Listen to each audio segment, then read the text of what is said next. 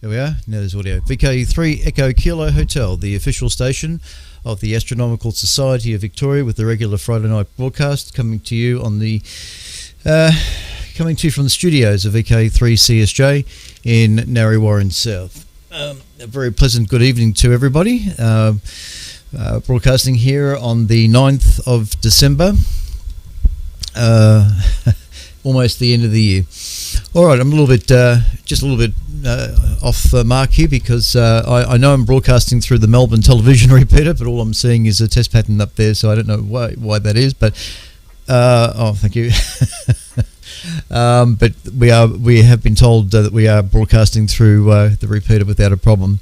Anyway, we're broadcasting on the prime frequency of 3541 kilohertz in the 80 meter amateur radio band, and also simulcasting on 160 meters on 1865 kilohertz lower sideband in the medium wave band. This is VK3 EKH, the official station of the Astronomical Society of Victoria, with the regular Friday night broadcast. We're also broadcasting through the Melbourne digital television repeater, VK3 RTV, and we're also streaming on my YouTube channel in full HT, thereabouts, on the VK3 CSJ YouTube channel, which you can just type in VK3 CSJ, look for the live symbol, and all will be good. We also have an active email address, vk3ekh at gmail.com. It's vk3ekh at gmail.com for any signal reports and the like. That's inboxes on the screen right now. And we also have a Discord chat window which can be viewed or accessed via the ASV website at www.asv.org.au. And hang on, what was that? What was that? Oh, he said something, but I didn't hear my producer in the background. Oh, on YouTube? Oh, thank you. Yeah, that would be about right. I keep forgetting about my YouTube channel. I always have the audio up too much for the YouTube side of it. Let me just do this quick adjustment. 1, 2, 3, 4. 4, 1, 2, 3, 4. That should be okay for the YouTube side of it. Hopefully. Alrighty then. Okay, so let's just make sure those levels there are okay. 1, 2, 1, 2. Okay. Yep, scratchy fader controls. Alright then. We have a few things tonight. And I can see that Andrew has already emailed an email in. He says, checking in. This evening finds me viewing Jupiter while listening to the broadcast via the live stream. Excellent stuff. So hopefully the audio is in control now at this point in time. All right. So like I say, I've got a few things there tonight. We're going to start off with a little bit of a blurb on the Astronomical Society of Victoria, and then we'll segue into Sky Notes, which I would have done last week, but the ScienceWorks website was down. But I've managed to get the page tonight without a problem. All right, this is VK3 Echo Kilo Hotel. The Astronomical Society of Victoria was founded in 1922, has well over 1,600 members scattered about the place. Membership of the Society is open to all persons with an interest in astronomy, and the Society's objectives are to encourage the study and the practice of astronomy, and to disseminate the knowledge of the science, and to provide greater facilities for the study among its members. Monthly meetings are usually held on the second Wednesday of each month, except in January, with the latter being held on a Saturday night. Meetings start at 8 p.m. at the Maulia Hall at Burwood Avenue, Melbourne, near the Melbourne Observatory, which is located adjacent to the Shrine of Remembrance. Parking is available in Burwood Avenue, Dallas Brooks Drive, and the surrounding streets. Admission is free and visitors are most welcome. Privileges of membership include the right to borrow books, periodicals and other publications from the Society's extensive library located at the Melbourne Observatory, receipt of the ASV magazine Crux containing articles, news, observing notes and the like, and the free provision of the Astronomical Yearbook. Access is available to telescopes on members' nights held regularly at the Melbourne Observatory and after the monthly meetings, weather permitting. These instruments include the Society's 300mm equatorial reflector and a 300mm portable reflector. There's also a 200mm refractor managed by the Royal Botanic Gardens, and a photoheliograph are also housed at the observatory and are accessible as well. The Society also has a number of 200mm reflectors available for short period loan, so members can try before they buy. Members are also encouraged to make use of the Society's country property located near Heathcote, some 90-minute drive north of Melbourne. There are a range of instruments available for members at the location, the larger of two with appropriate training. These range from 300mm to 1000mm in aperture. Also located on the site is a 8.5 fully steerable radio telescope which members can access with involvement with the radio astronomy section. Members are encouraged to make and use telescopes. Advice and help on both matters are provided willingly to newcomers desiring to do the same. Instrument making is only one of the number of common interest activities catered for within the Society. There's about 20 sections that make up those groups. Other areas of interest that members can participate in is deep sky observing, astrophotography, lunar and planetary observing, auroral, meteor, comet, radio astronomy, computing, cosmology, astrophysics, historical studies, and research in astronomy in general. Contact details for various section directors are provided in the yearbook, but you can only get the yearbook if you're a member. Otherwise, further information may be obtained by visiting the ASV website, and notifications of events are given in the Crux Extra, which is another publication that the ASV focuses on, which is strictly via email every other week or so. The Crux Extra gets released to keep members updated on latest things. Please note that the ASV will conform to all government health directives. ASV events may be required to be cancelled, moved or postponed depending on the circumstances. If you wish to obtain more information about the ASV, you can write to the Secretary, the Astronomical Society of Victoria, GPO Box 1059, Melbourne, Victoria 3001. That's the Secretary, Astronomical Society of Victoria, GPO Box 1059, Melbourne, Victoria 3001. Otherwise, you can write or go to the ASV website at www.asv.org.au, and all will be revealed there. Yes, okay, so there it is. There's a raffle coming up, which I think is for members only, but if you go to the ASV homepage, the main website, all that's in detail there. That's going to be announced on the 23rd of December. A pretty good telescope and accessories and bits and pieces are being raffled off. Just one of the many types of things that the ASV gets up to keep everybody stimulated one way or another. And so we're looking forward to seeing what happens with that. That's the 23rd of December. Again, that's all on the home page without a problem. You can see everything there that you want to see. If you wish to become a member of the ASV or look at trying to do that, or looking into it, again from the home page, just go to where it says membership, and that's a whole opens up into a whole new page, and there you can see how much it costs and what options you've got, and it's all via PayPal. Struth, nearly spilt the glass over the keyboard. All right. So, Sky Notes for December. This is what I would have read out last Friday, but so some things might be already out of date. So, for Sky Notes for December 2020, courtesy of Tanya Hill. Thanks, Tanya, if you're listening. The summer solstice, which is yet to occur. Just checking this. Summer solstice, Thursday, the 22nd of December. And I'll just check that date because sometimes I make little mistakes in this area. Yep, it's a Thursday. Will be solstice time again for Earth, with summer solstice in the southern hemisphere and the winter solstice in the northern hemisphere.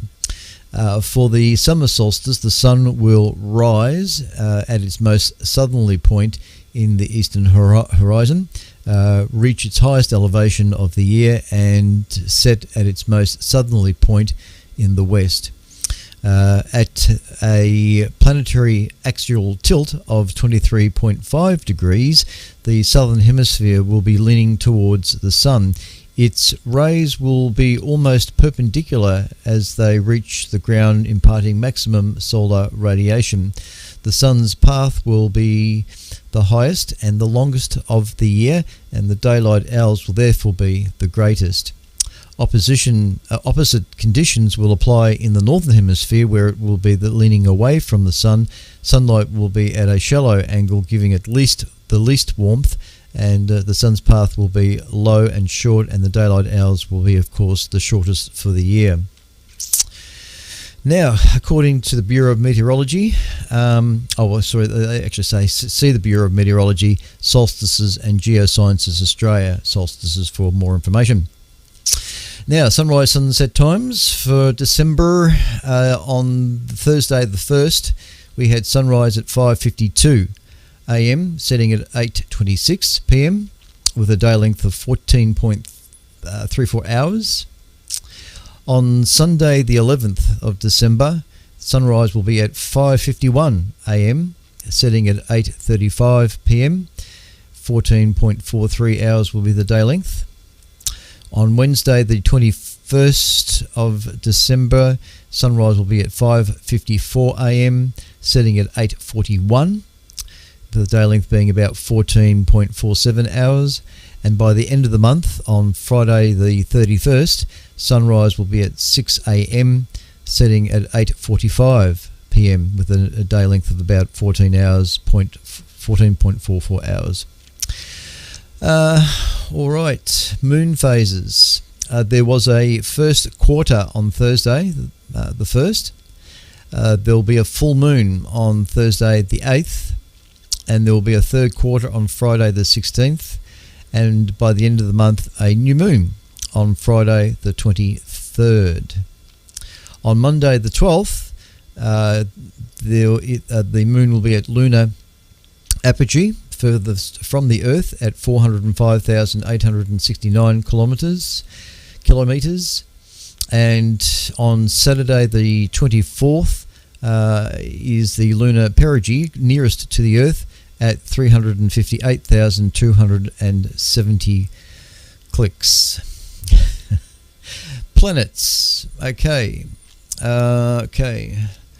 Mercury is passing. Mercury, after passing behind the Sun, will become briefly visible from mid-month in the southeast in early pre-dawn light. Later in the month, it will become a daylight object and no longer visible. However, Venus, our sunward neighbour, is close to the Sun as a daytime object this month and also is not visible. Mars is visible in the evening from around 9 p.m. in the northeast. Early in the month, it will be visible in the northwest until 4 a.m. and by the end of the month until 3:30 a.m. It reaches opposition on the 8th, when it will sit directly opposite the Sun from Earth. On January 13, Mars will reach perigee. It's closest to us. That's January 13. So Mars should look fairly big, probably about the size of the Moon, I'd say. Sorry, that's crap. Don't believe me. But there will be idiots out there that will say that Mars will be as big as the Moon. So they say that. It's crap. Sorry about that. Okay. So on January 13, Mars will reach its perigee, which is of course closest to us at that point. Jupiter is bright and easy to spot from around 9 p.m. this month in the northwest before setting at around 2 a.m. Saturn is faint but visible high in the west soon after 9 p.m. but will set by midnight this month. Meteors. This month is time for the Germanids, which run from the 4th to the 17th of December, peaking on the night of the 13th and the 14th of December. Let me just check what those days are. 13th, it's a Tuesday and a Wednesday. So peaking on the night of the 13th and the 14th of December, it's a Tuesday, Wednesday. So if you happen to be home those days, you've got a bit of a chance to see a little bit of meteor activity. And also if you're into meteor scatter, it's also another good time to do things like that. They appear in Gemini, the constellation Gemini in the northeast, although most meteor showers result from Earth intersecting the trail of particles left by comets. The Geminids are associated with the asteroid Pantheon, which orbits the Sun every 1.4 years. In very dark viewing conditions, you could expect to see anywhere between 40 to 120 meteors per hour. The International Space Station orbits every 90 minutes at an average distance of 400 kilometres above the Earth, appearing like a bright star moving slowly across the sky. Here are some brightest passes expected this month over Melbourne. In the evening, on Sunday the 11th, there's a passing at 9:57 to 10:04, coming in from the north-northwest to the east-southeast. Then on Wednesday the 14th at 9:07 p.m. to 9:14 p.m. coming in from the northwest to the southeast. And that's all I've got there. But for more passes and other celestial information, just go to the Heavens Above website. Just type in Heavens Above. It's actually, I think, Heavens-Above, but basically just type in Heavens Above for predictions of visible passes of space stations, major satellites, live skewing views, 3D visualizations, and it helps if you can put in your exact location, latitude and longitude. That gives all that information, more accurate information to you. But Heavens Above, if you haven't explored it, go ahead and do it. You're tuned to ASV Radio, VK3EKH. All right, just checking the chat window. G'day, Richard. Richard VK3VRS is on the chat. Can't see anyone else at the moment, though. Stars and constellations. Now, there's some pictures in this under the stars and constellation. There's 1, 2, 3, 4, 5, 6. There's 6 images that Tanya has put up in this next part of the discussion. So, again, if you're not viewing the television repeater, which, again, all I can see is a test pattern. I don't know why that is. Maybe what I'll do is just reset my modem here. Not modem, the set-top box. Maybe the set-top box is playing me up somehow, so I'm just resetting the set-top box. All right. So, as far as stars and constellations go in the east, oh yeah, and like I say, there's a few images coming up, and there's actually some video information, including a report from our space weather woman, Tanya Scove. So if you want to catch up with her solar report a little later on in the hour, if you're not viewing Melbourne TV repeater, just to tune into the YouTube channel VK3CSJ Live. Stars and constellations in the east. As we enter summer, the night sky from the northeast to the southeast offers a wonderful collection of features to observe and enjoy. There's many constellations used by astronomers appear upside down from the southern hemisphere viewpoint. Being on a globe and travelling from one hemisphere far into the other will change the orientation of the star pattern. Same with the moon to some degree.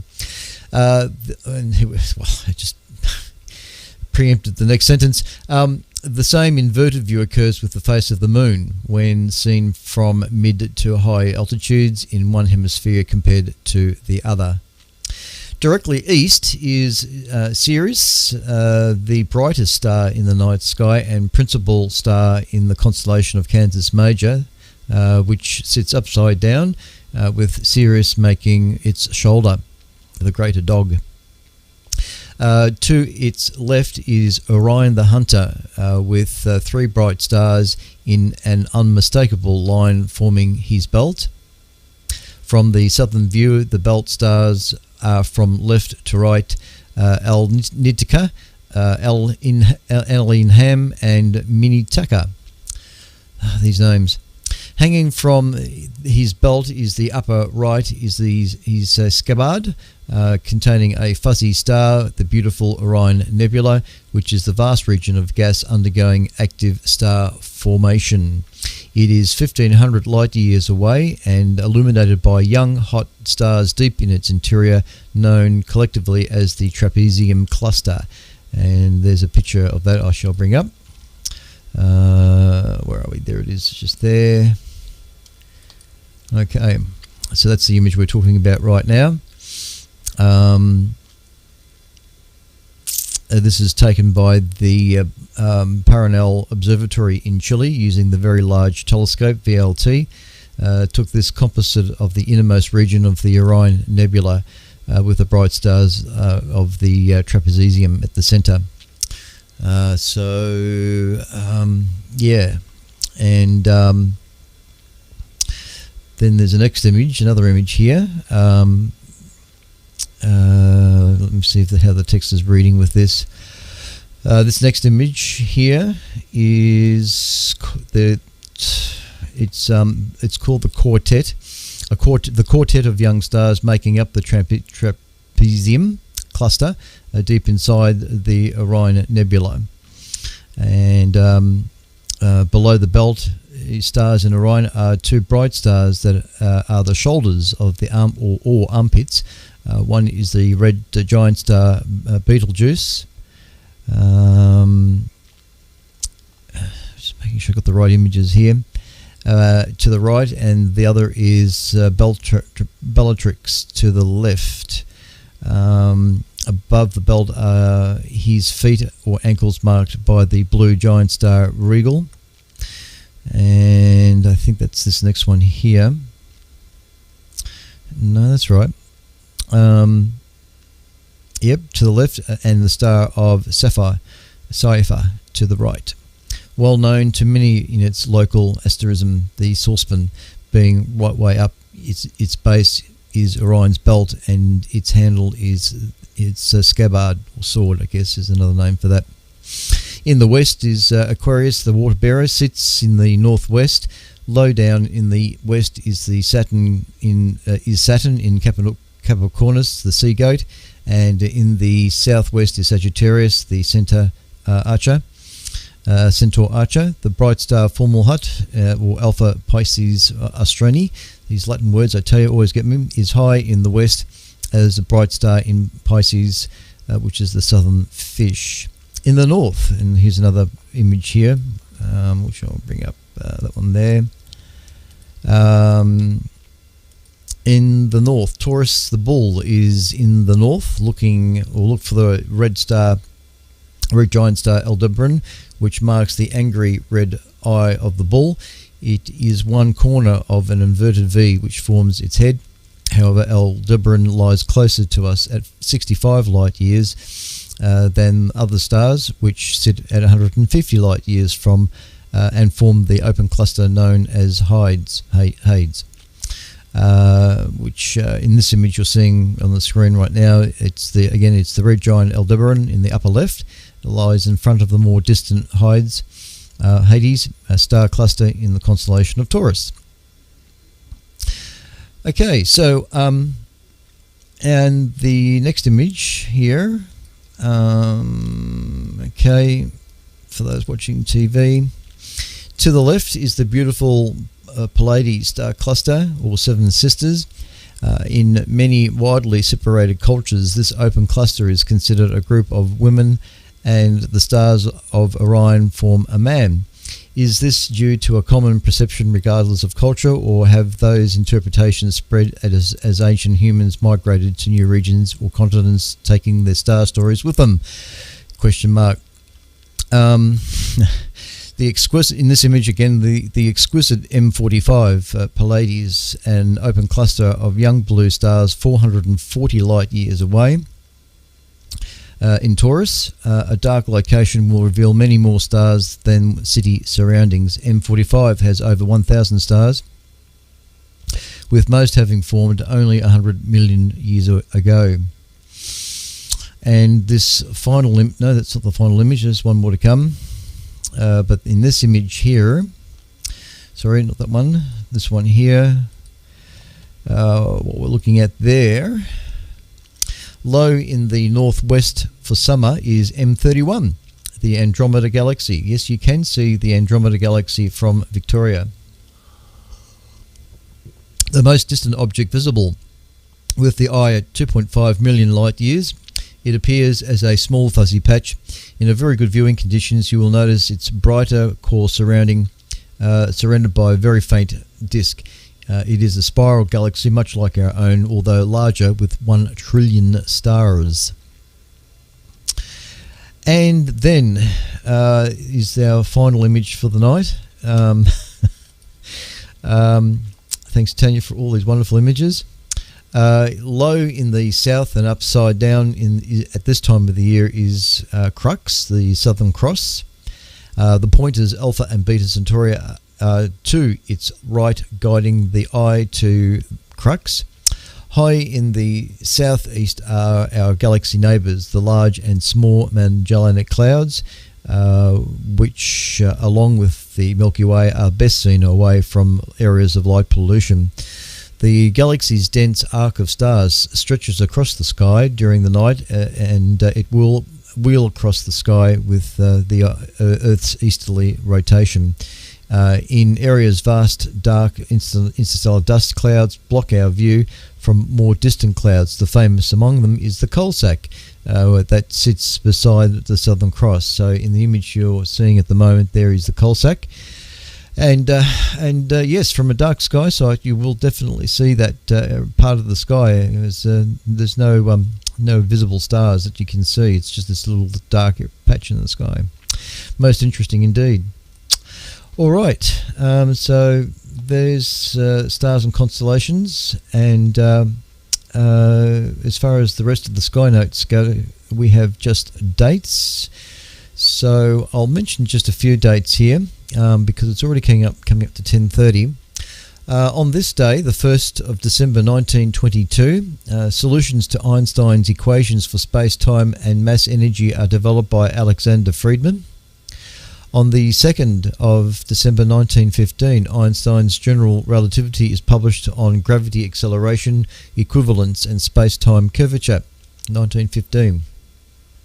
Also on the 2nd of December 1971, Mars 3 USSR, first soft landing and return data from Mars. On the 3rd of December 2014, JAXA Explorer Hayabusa 2 Japan is launched to asteroid Ryugu with a planned sample return to Earth. Also on the 3rd of December 1973, Pioneer 10 makes the first flyby of Jupiter and returns the first close-up images of the planet. And on the 7th of December 1676, Danish astronomer Ole Riemer calculates the first accurate speed of light by observing eclipses of the moon Io by Jupiter. 1676. Also on the 7th of December, just make sure how this is read. Between the dates of the 7th to the 19th of December 1972, Apollo 17. Last moon mission and longest on the lunar surface at 74 hours and 59 minutes by astronauts Eugene Cernan and Harrison Schmitt. And these also on the 7th of December 1995, Galileo probe USA makes first orbit of Jupiter after 6 years in transit. And one more date, on the 8th of December 1977, HEAO-1 USA, the High Energy Astro Observatory, is launched into orbit, and there's plenty of other dates, but I'll leave it at that until next Friday. All right, you're tuned to ASV Radio, VK3 Echo Kilo Hotel, the official station of the Astronomical Society of Victoria. So far we've just had the one email, and so again there's an active email address, vk3ekh@gmail.com if you wish to send reports. And there's not much happening on the chat window either. It's very quiet tonight. Everybody's watching the cricket. It's truth. Mining the moon's water will require a massive infrastructure investment, but should we? There are vast quantities of water on the moon, water ice on the moon, that represent the potential for extraction and use in rocket fuel. But there are no practical reasons to mine this water, they reckon. And there's a little picture here they've got. It's a little kind of an artist's impression. If I can find it. There it is. Okay. All right. So building a moon base will require extensive resources and infrastructure. Absolutely, no doubt. We live in a world in which momentous decisions are made by people often without forethought. But some things are predictable, including that if you continually consume an infinite resource without recycling, it will eventually run out. Yet, as we set our sights on embarking back to the moon, we will be bringing with us all our bad habits, including our urge for unrestrained consumption. Since the 1994 discovery of water ice on the moon by the Clementine spacecraft, excitement has reigned at the prospect of returning to the moon, and this followed 2 decades of the doldrums after the end of Apollo. And so, yes, with a lack of incentive to return.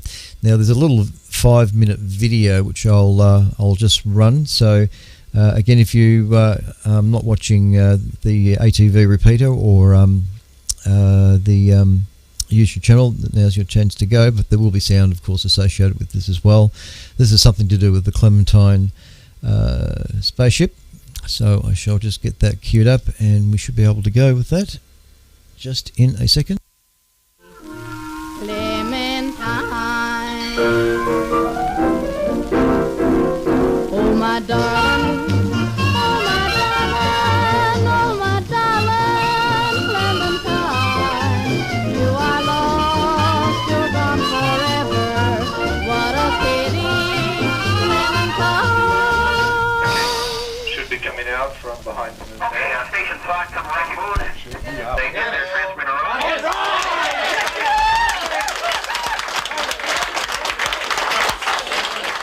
So Clementine was a mission to the moon and then to the asteroid Geographos.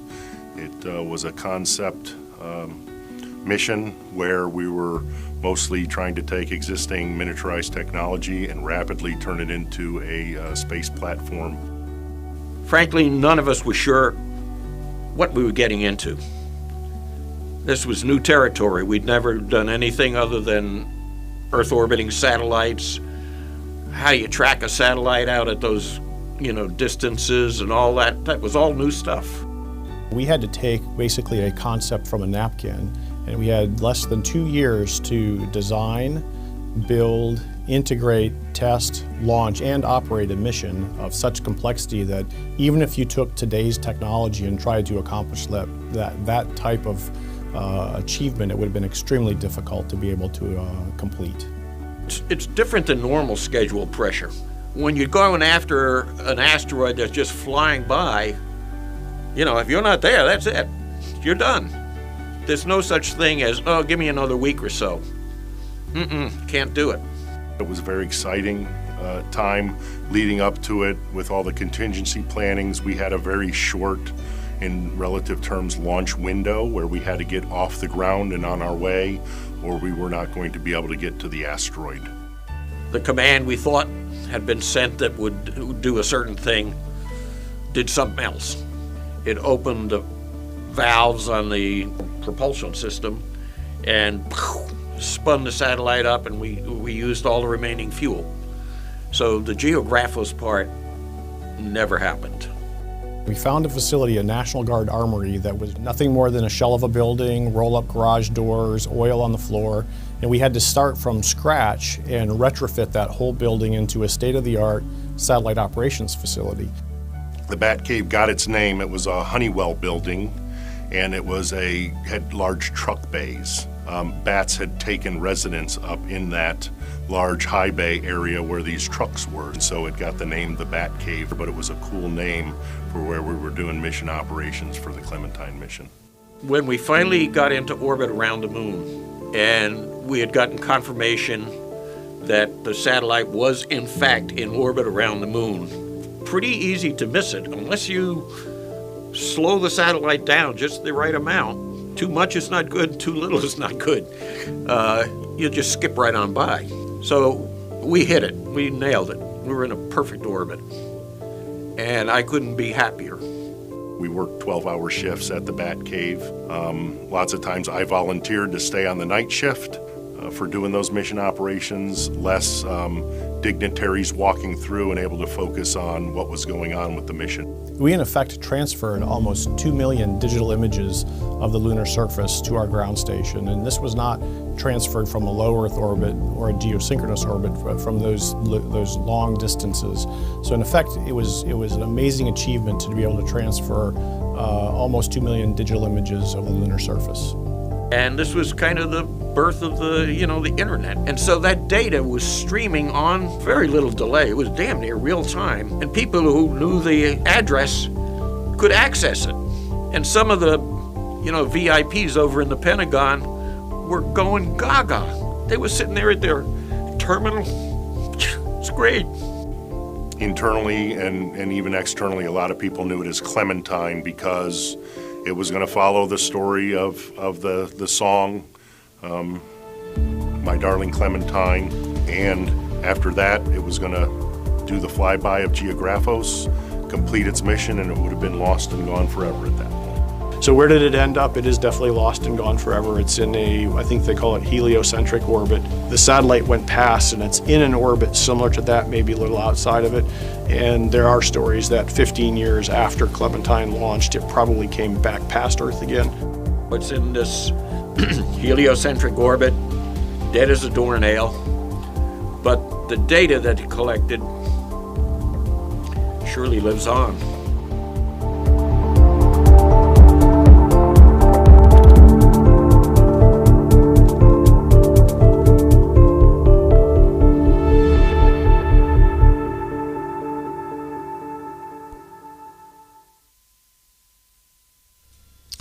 Okay, this is VK3 EKH, the official station of the Astronomical Society of Victoria, with the regular Friday night 1, 2, 3, 4, 5. Yep, we've got audio there.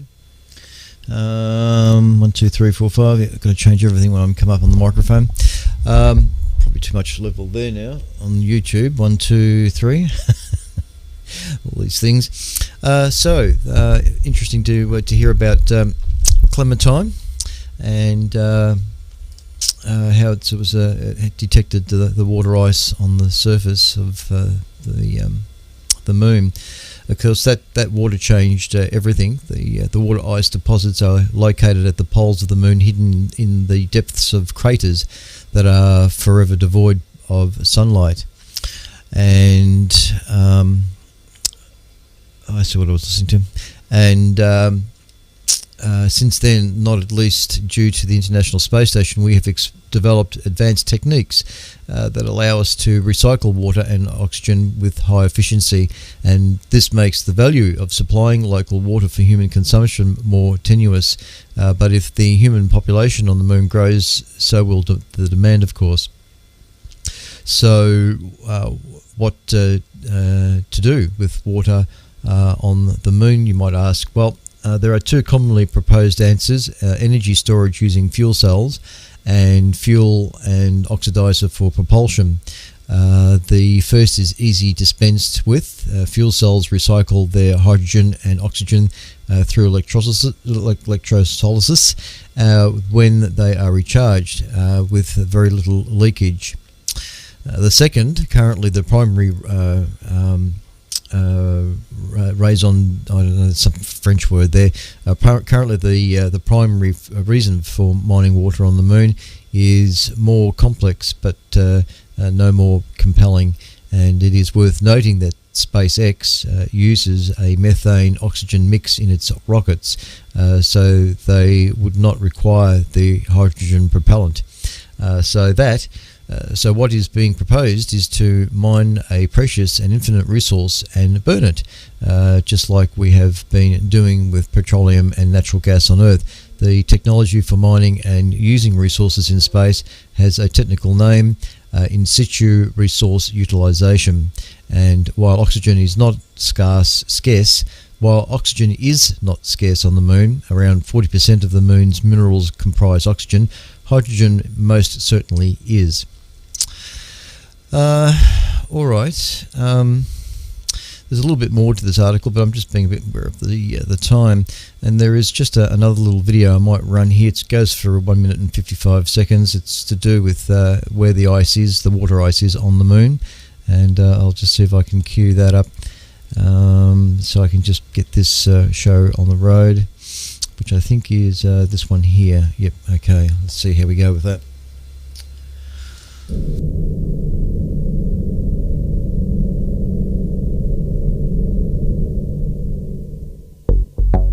Since the 1960s, scientists have suspected that frozen water could survive in permanently shadowed craters at the moon's poles. Both hydrogen and oxygen could be trapped within the lunar soil.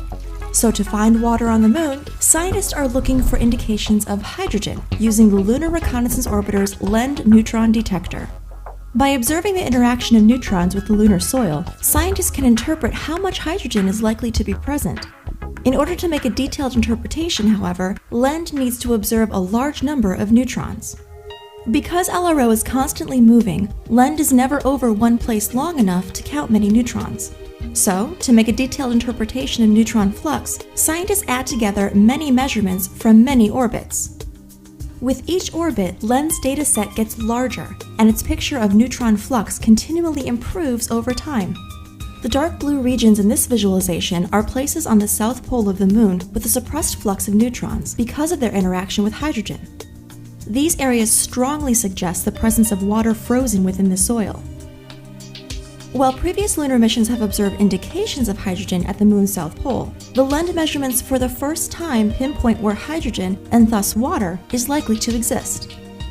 By combining years of LEND data, scientists see accumulating evidence that there is water on the moon.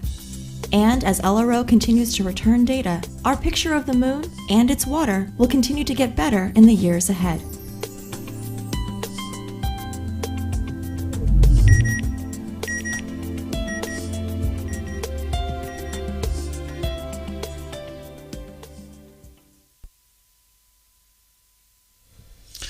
Okay, like I said, it's, lots of interesting things happening on the whole idea of going back to the moon. You're tuned to ASV Radio VK3EKH, the official station of the Astronomical Society of Victoria. At 15 minutes to 11, we shall continue on with the next article here. This is a relatively short article, I think, so we should be able to squeeze this in. And there's an image here, which I shall bring up. There it is. All right. Australian astronomers want access to the world's largest telescope. December 3, courtesy of The Age. Australia's astronomers are calling on the government to invest in a largest telescope in the world, which is under construction in the middle of the Chilean desert. The price tag is almost as big as $450 million over a decade, which would double Australia's current telescope budget. And of course, what you're seeing on the screen right now is image rendering showing the extremely large telescope in operation in North Chile. The telescope is shown using lasers to create artificial stars high in the atmosphere. Australia's largest telescope is almost 50 years old. Without a new one, a generation of astronomers will lose access to the night sky, the Astronomical Society of Australia argues. But there are fears among some astronomers that the Society's single-minded focus on huge telescope is getting in the way of other important projects. This telescope, which is named Extremely Large Telescope, is being built by a consortium of European nations high up in the Chilean Atacama Desert. 5 huge mirrors will reflect light from distant galaxies, allowing astronomers to gather images of the atmosphere of distant planets. It is also extremely expensive. It costs maybe in the area of 1.4 billion euro, and we're still not finished, said European Southern Observatory's Director General Professor Xavier Barcons, who has spent the past week meeting local astronomers and science bureaucrats to press the case for funding. And here's another image of the telescope as it is planned when it is complete.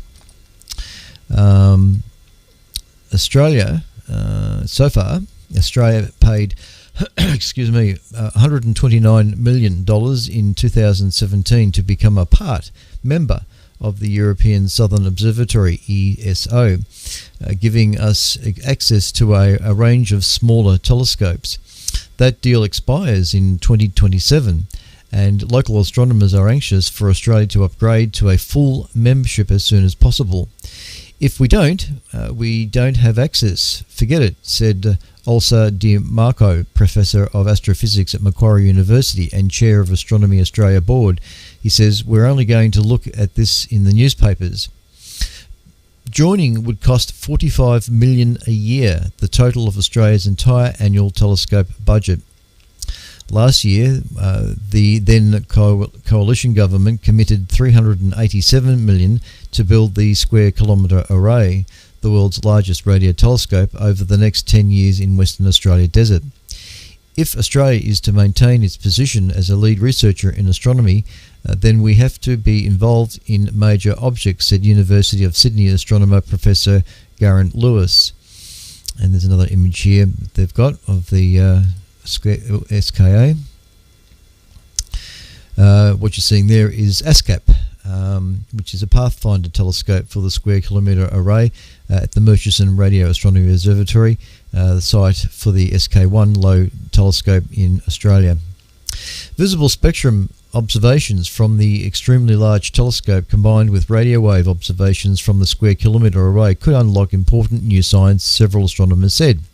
But not all members of the astronomy community are excited. Many of us have been impacted by the effect of this completely single-minded pursuit of the European Southern Observatory membership at the expense of many other projects, said one senior astronomer who asked not to be named so they could speak freely. People are generally excited about the prospect, but concerned about the impact it's having on non-ESO related projects. Science Minister Ed Husick's office did not respond to requests for comment. The key to an optical telescope power, it is size.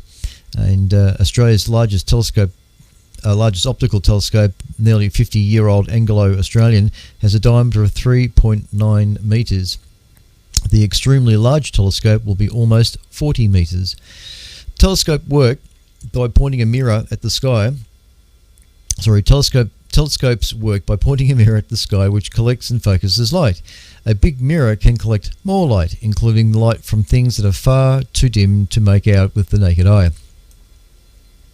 Collect enough of that dim light and focus it, and you can see things that are extremely long way away. The extremely large telescope, huge size, allows it to focus on planets on other solar systems that look a lot like our own. The telescope should be able to sniff these planets' atmospheres, looking for chemical signatures of life. We could be getting the first exo-life signature, and we want to be on that one, said Dr. Marco. NASA spent $10 billion to hoist the James Webb Space Telescope into Sun's orbit last year, as it is outside the Earth's obscuring atmosphere, and it is already producing spectacular images of other galaxies. But space telescopes are limited in size, as you can't easily put a 40-metre telescope on top of a rocket.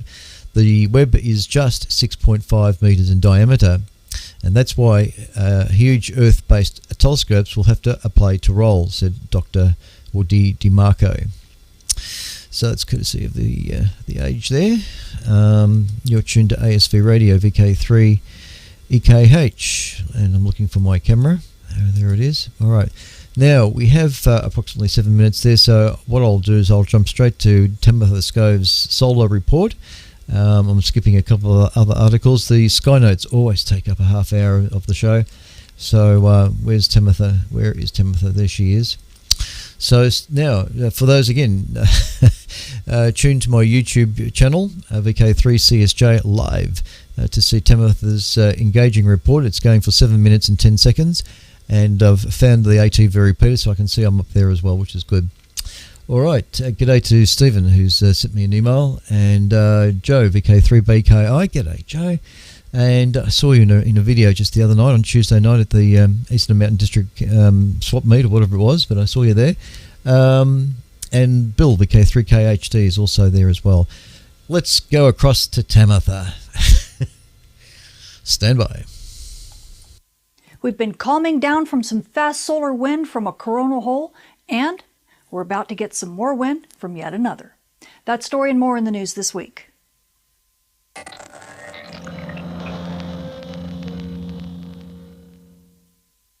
This space weather forecast is sponsored in part by Millersville University. Come get certified in broadcast space weather. Visit millersville.edu/SWEN. Space weather this week looks a little bit like wash, rinse, and repeat. As we take a look at the Earth-facing disk, right about the beginning of the month, we had this massive coronal hole that rotated through the Earth strike zone, and it sent us some fast solar wind and gave us a bit of aurora. And as we take a look at the sun now, my goodness, it's like a double take. Yet we have yet another coronal hole that's going to be rotating into the Earth strike zone and give us some fast solar wind over the next couple days. So aurora photographers, if you didn't get a chance to get some aurora, this might give you yet another chance. This hole looks like to be a little bit larger, so we're going to keep our fingers crossed that it can give us some aurora down to mid-latitudes, at least for maybe a day or so. Now, the nice thing is that it's not the only thing that we've got on the menu. We have a couple big filaments that we're also watching, because if they erupt, they could be some Earth-directed solar storms. And we have a few bright regions on the Earth-facing disk. In particular, region 3153, that is the big M-flare player right now. It hasn't done anything but just pop, pop, pop, pop. But it does look like it could be a risk for radio blackouts. So amateur radio operators and emergency responders, be aware we could get some radio blackouts from this region if it continues to grow the way it is, and also it could be a solar storm contender. The nice thing though is, as we take a look at the far-sided disk, this is stereo A, and it's looking at the disk just a little bit from the side. You can see that big coronal hole. That's the one that's going to be sending us some fast solar wind here over the next couple days. And again, you can see region 3153 in the south, and you can also see a cluster of regions in the north. They've actually been giving us, or launching a few small solar storms, not really big ones though, but we've got some more regions even behind them. So if we don't get any activity from these regions because they're a bit too busy kind of just popping off instead of giving us anything substantial, we do have more chance coming around, and this means solar flux is going to stay up into the good range, and it means we can't let our guard down when it comes to radio blackouts. Switching to our moon, we are now passing through the full moon phase, with the full moon being on the 7th. And by the 13th, the moon will still be about 75% illuminated. So you night sky watchers, if you want to catch those dim objects in the sky, well, you're going to have this bright companion to contend with. So you're going to need to check your local rise and set times. Switching to our solar storm conditions and aurora possibilities over the coming week, we are anticipating the fast solar wind from that massive coronal hole that's going to be rotating in through the Earth strike zone. At high latitudes, NOAA is expecting minor storm conditions with up to about a 65% chance of a major storm. And this should last easily as we roll into the weekend, and then by the beginning of next week, things should be settling down at high latitudes. Now, mid-latitudes, we're only expecting active conditions, but we do have up to about a 25% chance of minor storm conditions, but in this case, the aurora will be more sporadic and probably front-loaded. So when that solar wind hits, it'll hit hard and then kind of die down. And then, sadly, what that means is that as we roll into the weekend, things will likely have already quieted down for mid-latitudes. However, we do have our eyes on a few filaments that look like they could be erupting pretty soon, and we also have some very interesting activity with some of these active regions that could be launching solar storms, and if so, these conditions could change quite quickly. Switching to our solar flare and particle radiation storm outlook over the coming week, we do have a few big flare players on the Earth-facing disk. The main one right now is region 3153, and that's really driving all the yellow you see on this chart. As a matter of fact, NOAA's giving us about a 30% chance of M-class flares and even a 10% chance of X-class flares easily over the next few days. So this means you GPS users, beware on Earth's day side. We could be at risk for radio blackouts, and the issues will be tough for you, especially near dawn and near dusk. The nice thing was with all these active regions in view, the solar flux is definitely staying up well into the triple digits. We're back up to 150 when it comes to solar flux, and because we have some new regions that are going to be rotating into view from Earth's or Sun's far side, this solar flux plans to stay up easily into the mid 150s over this next coming week. So radio propagation on Earth's day side is going to be top notch. Now, also because we do have that big flare player, we do have a slight risk right now of radiation storms. It's only about a 5% chance for an S1 level right now, but that will likely continue as region 3153 rotates to the sun's west limb. So if you're a frequent flyer, beware. Everything is nice right now, but just stay vigilant because conditions could change. So the space weather this week is looking a bit like a double take. Once again, we have a big coronal hole that's rotating in through the Earth strike zone, and it's going to be sending us some fast solar wind. Aurora photographers at high latitudes, you could get a decent show from this that might last in through the weekend before things begin to really settle down. Aurora photographers at mid latitudes, though, your best chance is likely on Thursday because it looks like the fast solar wind is going to hit hard and then kind of die off a bit. So expect to get some possible shows around Thursday, but catch them quickly. But the nice thing is that this particular storm is not going to be a very strong storm, so by the 11th, everything will have settled down enough to give Orion a nice, safe journey home, so we don't have to worry about that spacecraft. Now, amateur radio operators and emergency responders, well, you know, things are looking pretty good for you. We're up into well into the triple digits for solar flux, which means good radio propagation on Earth's day side, and we have even more regions that are going to be rotating into Earth view over this next week, which means that we're going to continue to have that solar flux maintain its level easily in the mid 150s. So that's good news. The only issue we have to worry about now, and this is an issue for both radio operators and GPS users, is that we do have a couple big flare players on the Earth-facing disk, mainly region 3153, and this means we do have a risk for radio blackouts. So especially you GPS users, you're going to need to stay vigilant anywhere near dawn and near dusk, and also on Earth's night side once that storm hits, anytime you're anywhere near Aurora. I'm Tamitha Skov, the Space Weather Woman. Thank you for watching. Okay. Thank you, Tamitha Skov, Space Weather Woman. And of course, that's all good up until the 11th of December. So it's fairly current. Okay, you're tuned to ASV Radio, VK3 EKH. Let's go into spaceweather.com. Okay. Alrighty then.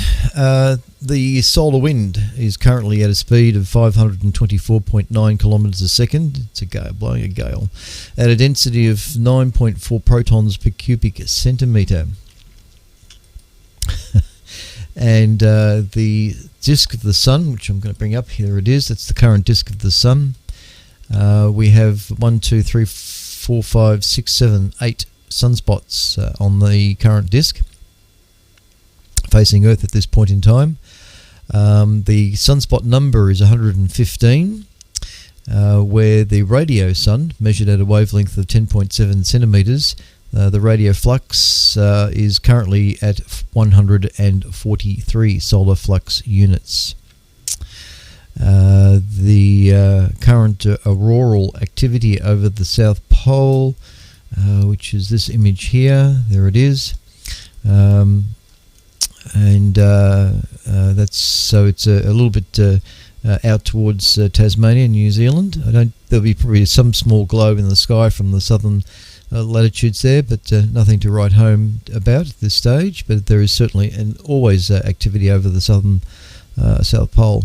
So there it is. That's that one there. The planetary K index, KP, is currently 2, which is considered quiet. But the over the next 24 hour, it could max out at 4.33, titling it as unsettled. So current KP index is 2, which is considered quiet. And as far as the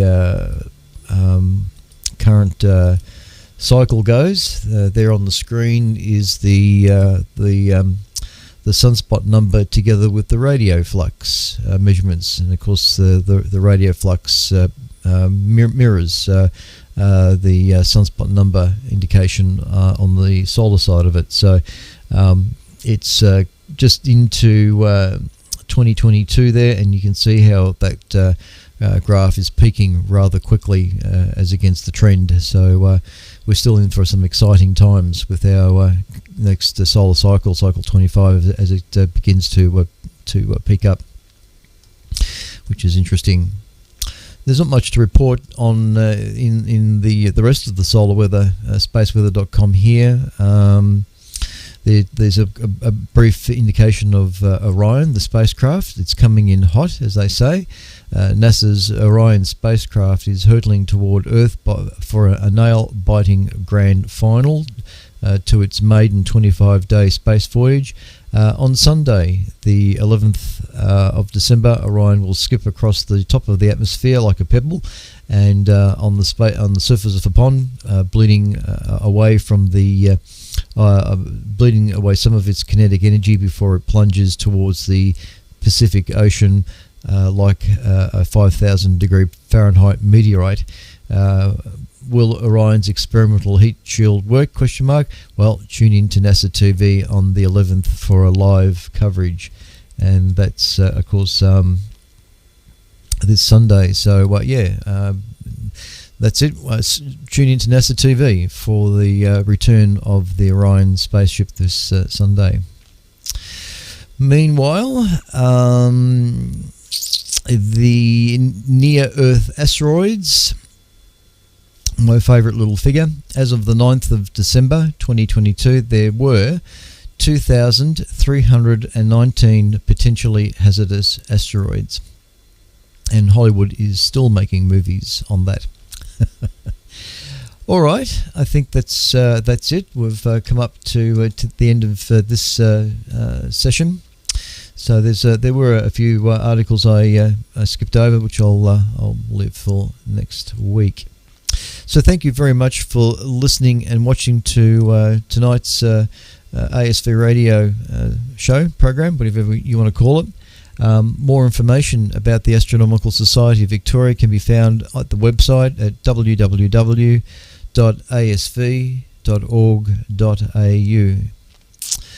This is VK3EKH coming to you from the studios of VK3 Charlie Sierra Juliet in Narre Warren South, concluding transmissions for tonight. The medium wave service I shall close down on 1865 kilohertz. There will be a callback as normal on 80 meters, but not on 160. Any reports from the 160 meter transmissions would be appreciated, and you can just simply write to vk3ekh@gmail.com. This is VK3EKH, concluding transmissions on 1865, standby stations on 80 meters. Alrighty, so that's 1865 closed, and I think I've got the speaker connected for 80 meters, so I should be able to hear what's going on there. So this is VK3EKH, listening on 3541 kilohertz for any stations wishing to check in. VK3 Juliet Romeo. VK3 TJF. VK3 SPX.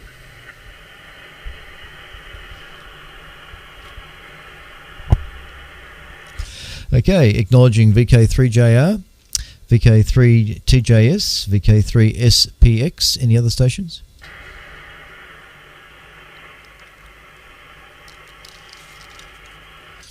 All right, everybody is definitely watching cricket. Assuming the cricket's still on. G'day, Frank. Good signal from you. VK3JR, VK3EKH.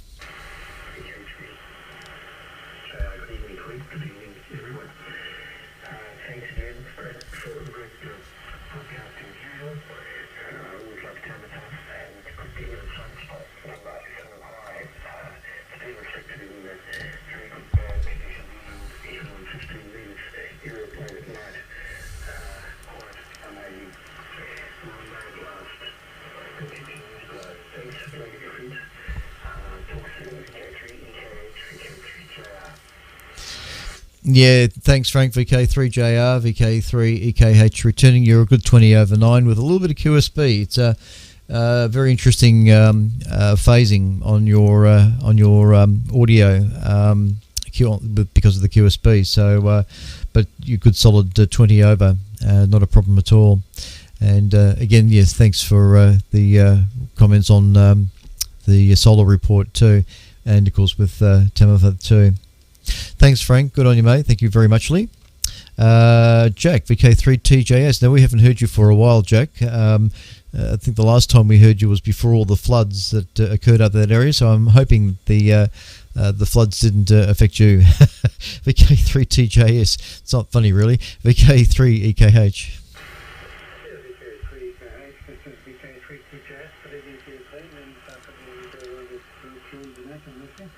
And so, yeah, you're quite right. I haven't been for quite some time. I think I usually also the earlier night. So, but yeah, the floods are pretty bad. But I'll find no problem. We kind of leave the higher ground, but we've got to get on the unfortunately.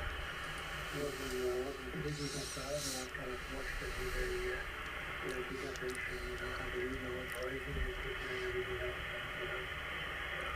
Some of my friends have a couple of inches from being kind of these times, not something the really tree and I can seeing the devastation and the furniture shout on the streets and inside the houses the floods are cut out and everything else is terrible. But thanks for the concept and yeah, good to well pretty much I think you were ready to say over all the time, so good night for HF and yeah, good to hear you again. And I'll try to make it so I don't go to that area some other night, but sometimes I'll just be well, thanks a lot for the broadcast. I'll catch up with you later weekend, and also you might not hear before, Merry Christmas to all, and have a treat. VK3KH, this is VK3TJS. Thanks, Jack. VK3TJS in Shepparton, VK3EKH. I'm glad that the floods didn't necessarily affect you, from what I gather. So all very good. And yeah, I don't expect stations to rock up every Friday night to listen to me. There's more important things that folks can be doing. So I'm not fussed that you disappear and got other things to do, but that you do remember to come back on the odd occasion. So that's the main thing. So thanks, Jack, for calling in. We will be finishing up on the 23rd. Let me just check that day. It's a Friday, the 30th. Yeah, no, 23rd. Yeah, that's the week. That's the week that I finish up at work for the end of the year. So I'll make 23rd to the final broadcast for 2022, and I'll probably take three weeks off. I've actually got 4 weeks off work, so I'll make a decision then whether I go for a whole month or just leave it 3 weeks. I don't know yet, but I'm hoping during that 3 or 4 weeks that I have off that I may be relocating the Radio Shack downstairs, so if that occurs, then the shack will be pretty much off air until I get things sorted out. But there's lots to do with this barn. We've got termites in the back room, and I saw them for the first time today. I dug the screwdriver into the wall, and it's a bit of a worry. So I'm thinking about having the whole place knocked down, but that's another story. Anyway, thanks, Jack. Okay, across to you there, Stephen. VK3SPX, VK3EKH. VK3EKH is VK3SPX. Definitely not looking at cricket. Didn't know cricket was on. That's the thing I'm least interested in. So didn't worry about news actually cricket. Yeah, interesting show as usual. Thanks very much. I didn't know about Clementine, or if I did, I'd forgotten about it. 1994, yeah. It was according to the website, their 20-year return to the moon. And I just completely missed that one, I think. But it was interesting to learn about that. And you showed from the lunar reconnaissance orbiter as well. It was like 2008. I do remember at the time NASA were asking people to register, and their name would be stuck on a microchip and taken to the moon. So I did that, and you can print this little certificate. I tried to look at their website to see if they had a list of names, but I couldn't find it. Perhaps they don't. So my name went to the moon apparently, but I don't know if that did me much good. Anyway, yeah, it's interesting as usual. Frank, you're 30 over 9, and Frank and Jack are both 20 over 9 here to me in Barringup. Okay, well, keep up the good work, and we'll see you next week. VK3EKH, VK3SPX. Yeah, thanks, Stephen. VK3SPX, VK3EKH, returning. Yeah, I had heard of the Clementine, but it's no longer a functioning satellite, so I'm not too certain when it failed. But apparently it's in some sort of heliospheric orbit, and it's just circling. So it's it may eventually come back to Earth in a fiery entry, but otherwise it's done a few good things, and of course one of those was the discovery of water ice on the moon, which is interesting. So I might see if I can find out some more information about the Clementine and do a quick historic journey of what came from that particular probe, and recap, so to speak, which will be interesting. All right. Thanks, Stephen. Thanks very much for calling in. And was there any other stations wishing to check in tonight? VK3EKH listening?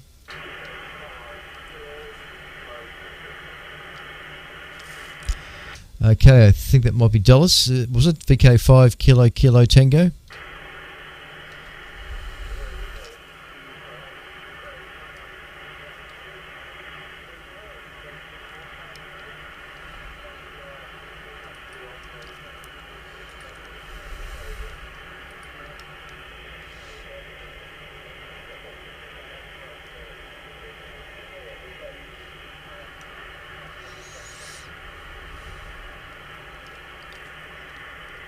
Yeah, a little tricky. I did say Dallas. I think it might be Ian, VK5 KKT.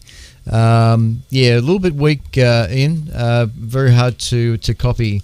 The one thing I've discovered with my setup here is that I do get I'm getting a bit of white noise from the NBN connection to the modem.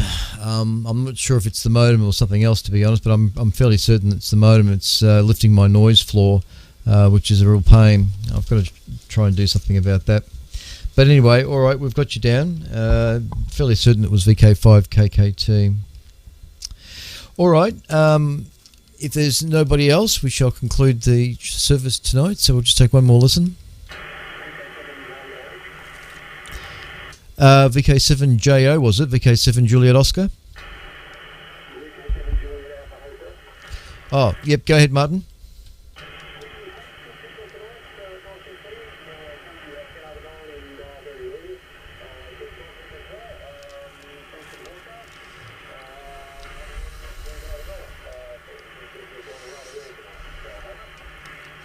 Thank you, sir. VK7JAH, Launceston, VK3EKH, very good. Excellent stuff. And thank you for calling in at the end there. Not a problem at all. And good. Sounds like I'm getting a good signal down there tonight too. All right, excellent stuff. On that note, I think we'll conclude the service tonight. I'm feeling a bit tired, so I shall definitely. I might do something on TV yet, but we'll see. All right, this is VK3 EKH on behalf of the Astronomical Society of Victoria. VK3 EKH. More information about the society can be found from the website at www.asv.org.au.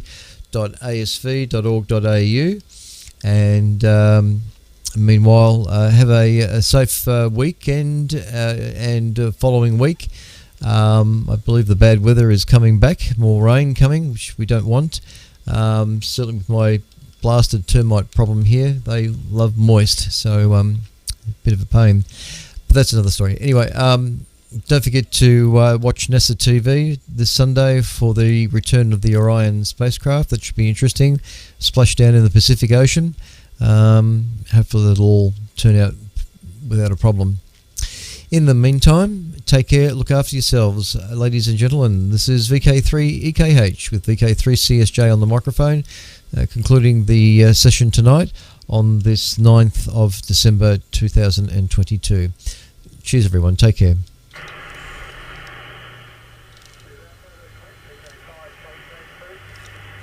Yeah, sorry, what was that, Ian? Well, yes, certainly a bit more readable, that is for sure. Go ahead.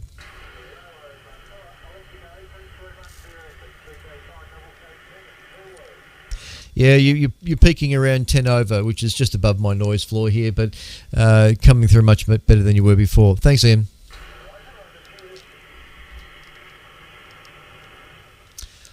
All right, ladies and gentlemen.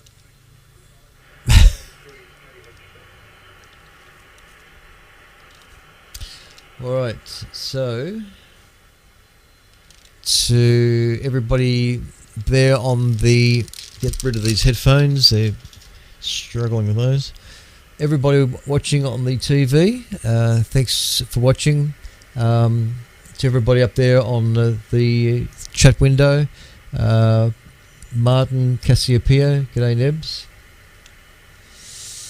and Richard as well, and Joe VK3BKI, and Bill VK3KHT. Thanks, Bill. Good to see you there. And I think that's about it on the chat window. So cheers to everybody. And yeah, there is one other thing, but I won't show it tonight. It's I want to build up to it. It's to do with our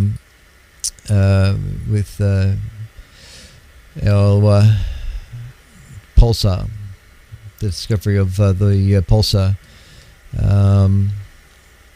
Oh, never mind. I'll play that video at another day. I'm just a little bit zipped at the moment, so we shall close down. Looks like the repeater has held in there very well, so I'm very pleased about that. This Sunday will be the WI broadcast at 10:30. Be there or be square. And I'll repeat that at 8 o'clock on Sunday night. And I might again on Wednesday. I don't know how many folks were around on last Wednesday, but if the repeater is operating, we'll do we may, I'm not sure, but we may do a retransmission of the WI broadcast for midweek. Why not? Can do that, but we'll see. In the meantime, I think we'll conclude our stream for the night. And if you're not doing anything tomorrow night on a Saturday night, tune in to Chris Long's YouTube channel, VK3AML. His transmissions start from about 9:30 and finishes around midnight. But he has a very special YouTube channel that he runs, including a simulcast on 2 meters FM 147.475 channel D. So there's a bit of a promo for you there, Chris. Meanwhile, we shall depart the scene and cool down things. So this is ASV Radio, VK3 EKH with VK3 CSJ on the microphone, concluding tonight's transmission. And stand by for colour bars.